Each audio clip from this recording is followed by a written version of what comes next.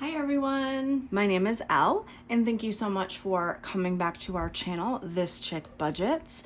And today I wanted to go over all of the ways that we either changed, no longer do, or eliminated from our budget so that you can kind of see where we cut our costs and maybe even get an idea or two.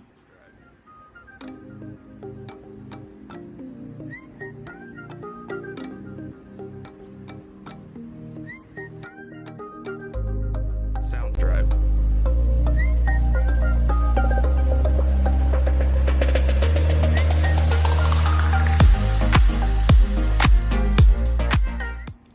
So as you can see, I have 4 categories here of things that we've canceled, no longer do, changed, and now make and don't buy.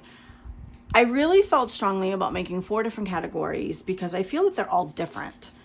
And we really attacked it from many different corners, budget-wise. So things that we've canceled, number 1 was Hulu. We already have a subscription that is free through our cell phone provider, and that includes Netflix. We do pay for Amazon Prime, which also gives us Prime TV, and Disney Plus, which is my husband's preference. So we just deleted and canceled one of them to at least drop our bill just a little bit more.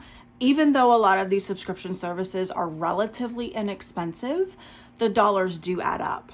Along with canceling a lot of our other ancillary subscriptions, you'll see that I have, the Dollar Shave Club, the Grove subscription where we used to get some of our cleaners from.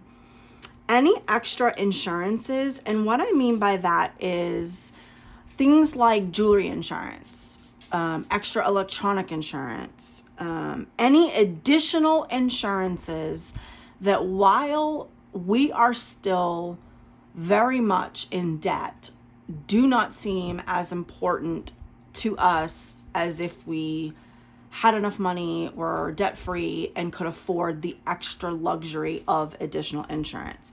That is kind of how we viewed it. A lot of these additional insurances vary from person to person on their importance. For us and our family, we decided that a lot of these were additional luxuries, and we were just not going to get them at this point in time.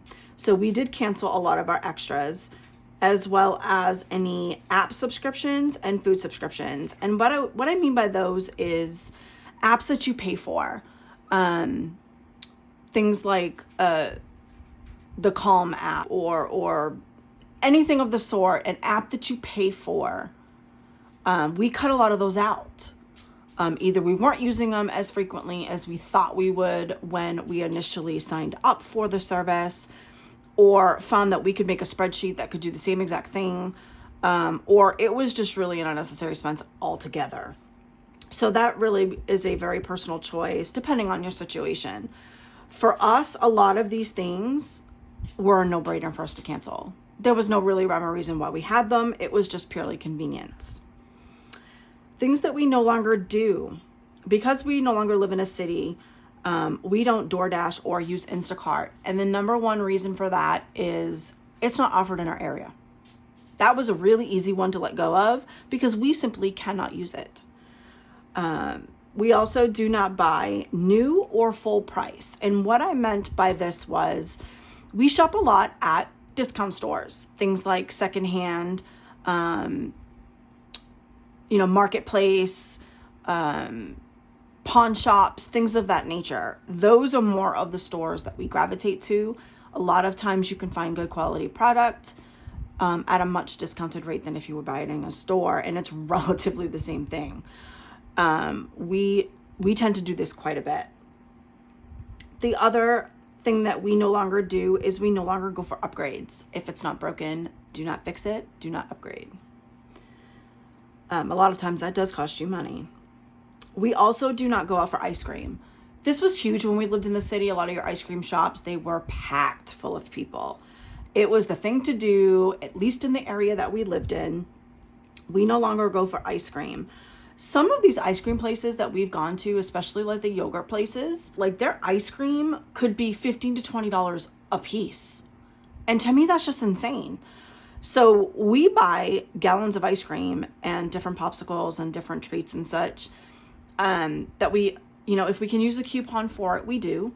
But we buy at the grocery store. We put them in a reusable freezer bag, if you will, the insulated freezer bags for the drive home. And it is far cheaper than going to a lot of these ice cream places. I know you can get like dollar ice cream cones at McDonald's and things like that. But I'm talking, ice cream with toppings or ice cream, choose your flavor. That is definitely the cheaper way to go. And something that we actually look forward to. We also don't give each other allowances. I work from home. I stay at home majority of the time. My husband brings things like his food. He has a medicine bag, things like that where he's prepared away from home. So we don't really have a need or a necessity for giving each other allowances.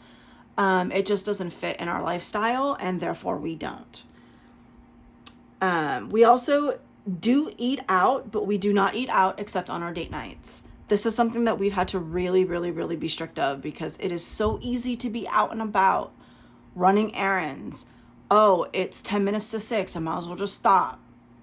It's so easy nowadays to do that. And that's something that we had to stop ourselves from doing. So the first thing that I do is I take out meat in the morning before work or at night, put it in the freezer before I go to bed.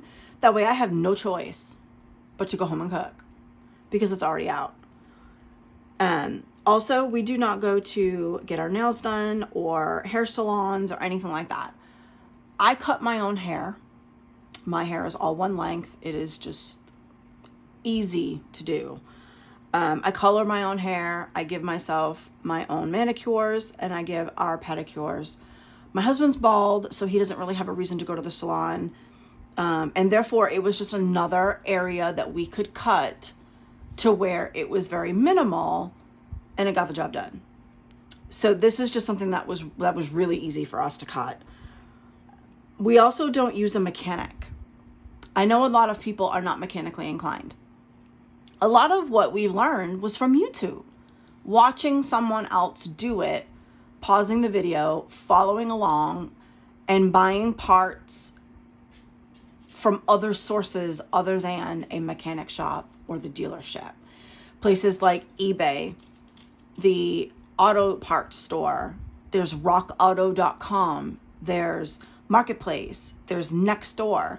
There's many different places, even pick and pull salvage yards that one can pull apart, follow YouTube, and do themselves.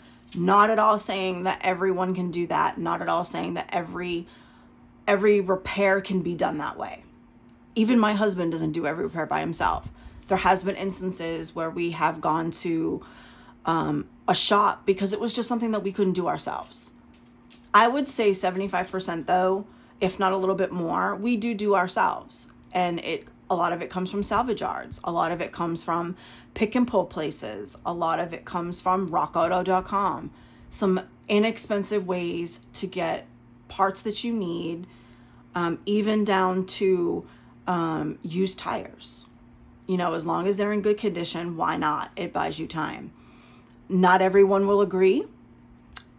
People have their own opinion, but my husband knows enough about our own vehicles, and I know enough about our vehicles that we can do things ourselves without having to rely on someone else to fix them. And that does save us a lot of money, which is another reason why throughout my budgets, you will see that my auto budget sinking fund is very, very low.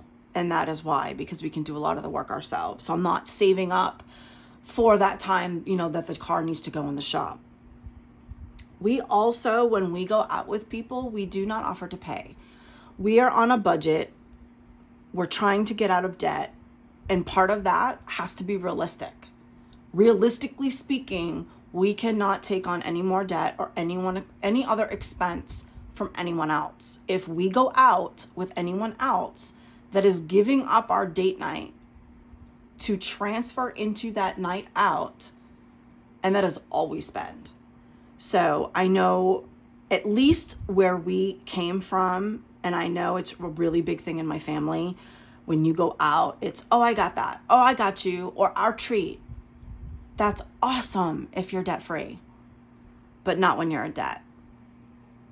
The next one is inside video game purchases. Now, my husband does do gaming. However, we do not do any purchases within those gaming services unless it is thrown in the budget. Now, we do not have a separate budget for it. This is something that I will take out, in a week as needed if our budget allows us to do so. But it is not something that is regular. It is very rare that anything is purchased, but man, that stuff can add up. I've had 6 sons. I know it can add up. The next thing we don't do is buy birthday cake or birthday dinner. So I've always been one to do things at home. I know that when our sons were younger, there was this huge thing where everybody would go to a public place for a birthday, and those birthdays cost hundreds of dollars, y'all. Crazy. So we always did, I will make you a cake, I will make your favorite flavor, favorite frosting, and I will make your favorite meal, and the day will all be about you. We put more emphasis on that than expensive presents, iPods, iPads, earbuds, $25 cake from the store, 10 people over, everybody, brings an enormously expensive gift. That's not what we did in our home. We focused on the person, celebrating them, and it wasn't an overall expensive experience. At most, I think the cake probably cost less than $5, and the dinner was rolled from our food budget, so we really didn't spend any extra money. It was just a day of focus. We also changed a lot. So part of what we've changed is I did a refinance on my car. It not only knocked my percentage rate in half, but it also did my payment in half. That will vary per situation. Refinancing your car may not be the right decision in your particular situation. So for us, this was a really good decision, and we were able to cut my car payment down by about 60%. It was a little bit over 50%, 60%. I also shop for car insurance companies, homeowners insurance companies, cell phone services, any service that you pay for that you have full control on whether or not they have you as a customer. Excuse me. They have to earn your business. And this is one thing that I think is being lost today, is we as consumers still have and hold all the cards, because there is so many different companies to choose from that you have that option. You have that choice. I shop for our services every single year because it's something I can control. It's something I can shop around and get the best deal possible instead of paying top dollar for a premium service. So this is something that I do shop around annually for. And if they still have the lowest rate, then I stay. And if not, then I shop around. I have also increased our homeowners deductible and our auto deductibles. Lower deductibles often mean higher premiums. Higher deductibles mean lower premiums. So having a high deductible, in my opinion, is all we can afford. We cannot afford the luxury of a lower deductible because then our premium is higher. So we definitely adjusted those things according to where we felt comfortable and where we could afford as well. We also lowered our food budget. Now, our food budget is between $400 and $500 a month, and that includes everything. Because I've lowered in other areas, it has enabled me to keep such a low food budget. I also incorporate lunch in our date night and dinners. Oftentimes, my husband and I will go for lunch or brunch instead of dinner and breakfast. Breakfast I have covered. I have a plethora, endless supply of eggs, and I also raise chickens. So breakfast I've got covered. Now, I do, because I work from home and I don't get out a lot, I do like to have a few drinks when we do go out, or if we go out with other people, we have a couple of drinks. That is often far cheaper during brunch or happy hour. So very rarely do we actually go on date night and actually go at night. We tend to go much earlier in the day so that we can get a lot of those savings as well.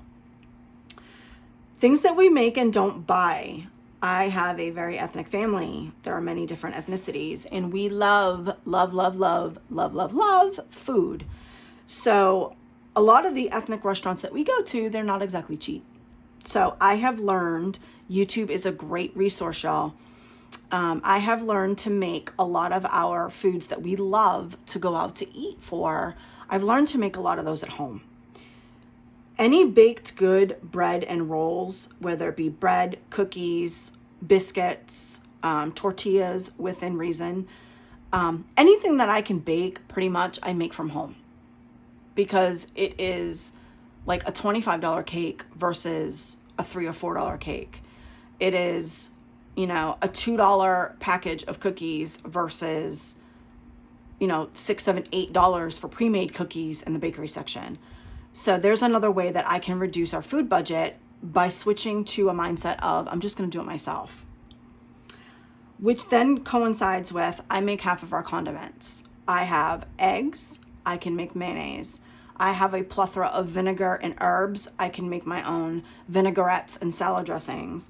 I have a bulk spice cabinet. I can make my own French onion soup mix. I can make my own chili mix. I can make my own whatever you choose. I can make a lot of my own condiments, which then lowers my food budget.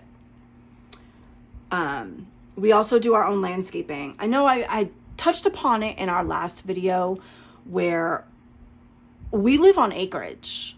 We don't live in the city. So we've had to buy a lot of our own equipment and have an equipment sinking fund for just that purpose. I'm not in the land where you can just hire somebody to come do it. That's not in our budget. So we do a lot ourselves, and what we can't do entirely ourselves, we will rent tools and equipment to do it versus buying brand new. So we look at ways, can we rent it? I know Sunbelt Rentals, Home Depot, O'Reilly's, AutoZone, a lot of those places will let you rent tools and equipment to get the job done, depending on what you're doing, for a fraction of what it would be to buy it new or buy it outright. I also make a lot of our cleaners. Now, I do stock up on vinegar, and I do save all of our orange peels and lemon peels and citrus peels, and I make a lot of our cleaners, and I also make our soap. I use a process called cold process soap. So if you want more on that, just look on YouTube, cold process soap. That is something that I do on my own for our family. It's far cheaper, far more healthy, if you will. There's very little chemicals, if any, in it. And I make a lot of our cleaners, which also helps lower our food budget. So all of what we now do ourselves and don't buy kind of coincides with our food budget, for anyone who was wondering why we only spend $400 to $500 a month on food. This enables us to do so, all of these little things. I also reuse things. So because we have a garden, and I always start seed in the wintertime, pots are expensive, especially if you do garden and you look at some of the prices at Lowe's or even on Amazon.